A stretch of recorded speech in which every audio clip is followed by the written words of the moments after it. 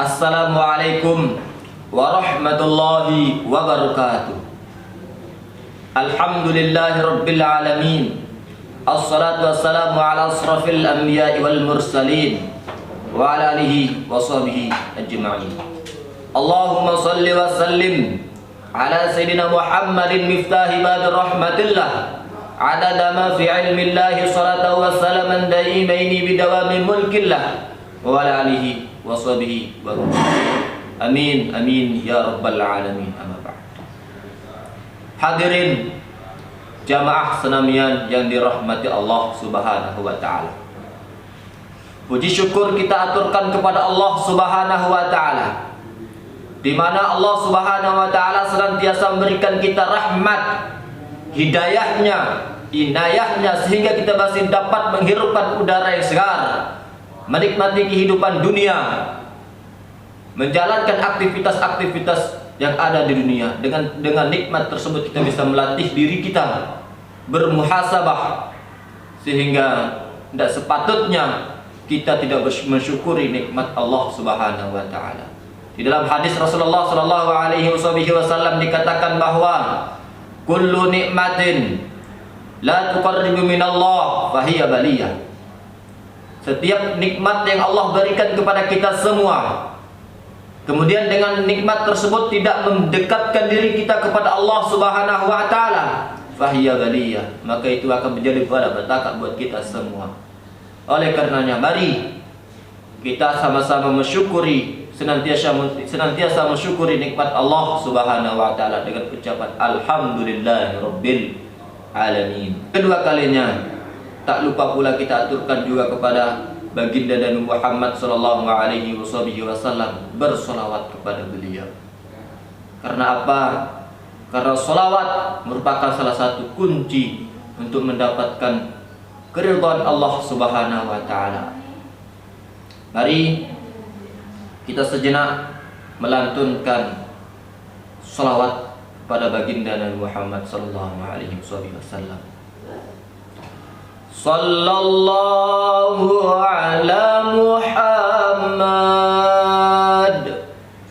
sallallahu alaihi wasallam,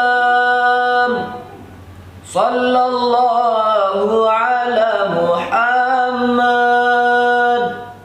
sallallahu alaihi wasallam. Allahumma shalli wa sallim wa barik alaihi.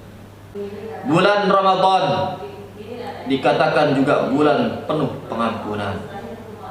Bulan Ramadan juga dikatakan bulan yang penuh barokah, bulan yang penuh kemuliaan. Tapi terkadang banyak yang mendapatkan nikmat bisa bertemu dengan bulan Ramadan, tetapi tidak sedikit pula orang yang keluar dari bulan Ramadan tidak mendapatkan pengampunan dari Allah Subhanahu wa taala. Dikatakan orang tersebut sebagai orang yang rugi dalam menempuh bulan puasa. Oleh karenanya, mari kita bahas siapakah orang-orang yang termasuk yang rugi dalam menjalani ibadah puasa. Ibadah puasa memang kewajiban kita sebagai umat Islam. Menahan hawa nafsu, menahan lapar, haus, dan dahaga. Tapi tidak sebatas itu. Ada faktor-faktor yang dapat kita kerjakan. Ada amaliyah-amaliyah yang perlu kita kerjakan supaya kita mendapatkan ampunan dari Allah Subhanahu wa taala. Sehingga dikatakan di dalam hadis Rasulullah sallallahu alaihi wasallam yang maknanya ada tiga orang yang celaka. Pertama, Rasulullah sallallahu alaihi wasallam menyebutnya bahwa ketika namaku disebut, kata Rasulullah sallallahu alaihi wasallam, di depan kalian, namun kalian tidak menjawabnya dengan salawat, itu yang pertama yang celaka. Kemudian celaka yang kedua, kata Rasulullah, adalah ketika kalian diberikan nikmat bertemu dengan bulan Ramadan, tetapi keluar dari bulan Ramadan tersebut tidak mendapatkan pengampunan dari Allah Subhanahu wa taala. Na'udzubillah. Kemudian yang ketiga, orang yang celaka yang ketiga adalah orang-orang atau khususnya anak-anak yang durhaka kepada kedua orang tuanya. Na'udzubillah. Oleh karenanya bulan Ramadan ini mari kita tingkatkan amal ibadah kita supaya kita keluar nantinya mendapatkan pengampunan dari Allah Subhanahu wa taala.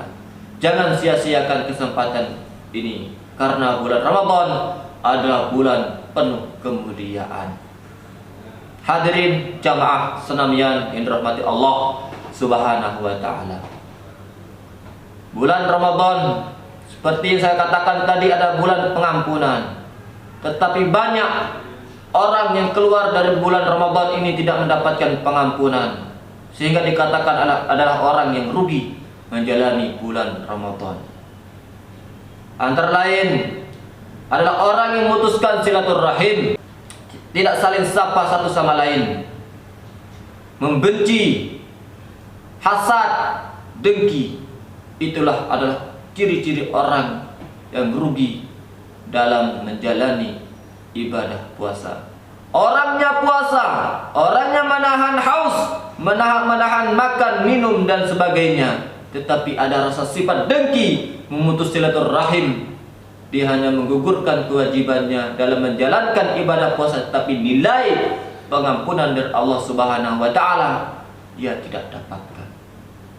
Oleh karenanya, mari yang masih belum menyelesaikan masalah silaturahimnya, mari dekatkannya kembali. Mari kita saling sapa, mari kita saling menjaga silaturahim kita, supaya di bulan puasa ini kita mendapatkan pengampunan dari Allah Subhanahu wa taala. Jangan sampai di bulan Ramadan yang kali ini kita sudah diberikan nikmat terbesar, bisa bertemu di bulan Ramadan, kemudian kita menyia-nyiakan dengan memutus silaturahim. Jangan seperti itu. Hadirin jamaah senamian dirahmati Allah Subhanahu wa taala. Berpuasa di dalam hadis Rasulullah sallallahu alaihi wasallam yang maknanya barang siapa yang berpuasa pada bulan Ramadan dengan penuh keimanan dan mengharapkan pahala dari Allah Subhanahu wa taala, maka dia akan mendapatkan pengampunan dari Allah Subhanahu wa taala. Mari kita jaga puasa kita, kita tingkatkan amaliyah kita supaya kita terhindar dari orang-orang yang rugi ketika keluar dari bulan Ramadan. Mungkin sekedar ini yang dapat saya sampaikan, kurang dan lebihnya saya mohon maaf. Apabila ada kata-kata saya yang salah, itu memang datang dari saya pribadi. Tapi jikalau ada kata-kata yang saya benar, silakan diamalkan, karena itu datangnya dari Allah Subhanahu wa taala. Akhirul kalam, assalamualaikum warahmatullahi wabarakatuh. Wahai